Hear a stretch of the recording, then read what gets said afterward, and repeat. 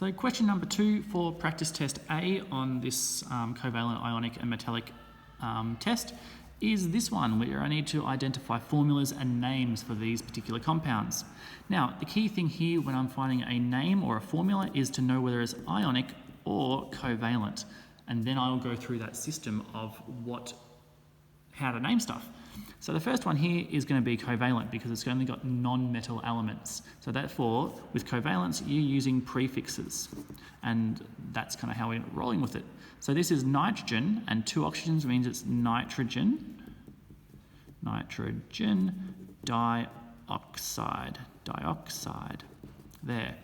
Carbon monoxide, again, this is covalent because they're carbon and I can see a prefix. So therefore, it's going to be CO because mon means 1. This one here is ionic. So sodium, 2 sodiums and an oxygen. Because it's ionic, I don't need to use prefixes. So it's just going to be called sodium oxide. Calcium fluoride, that's an ionic compound. So therefore, my formula comes from the charges involved. Ca2 positive and F negative, which means my formula will be CaF2.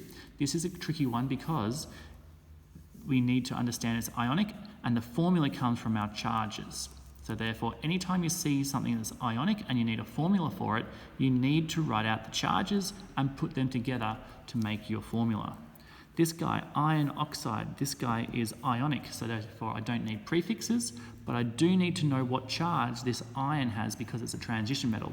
So it's going to be iron oxide, and therefore what charge is this? Oxygen is going to be 2 negative, so therefore this is positive 2. So it's going to be iron 2 oxide, because my ionic compounds, if they're a transition metal, they need to include your Roman numeral. Dihydrogen monoxide, this is covalent because I can see the prefixes, so it's going to be H2O, which is water. And then here I've got covalent again because it's going to be carbon and chlorine, so therefore we're going to start with carbon, and it's going to be tetrachloride because it needs to have my prefix because it's covalent.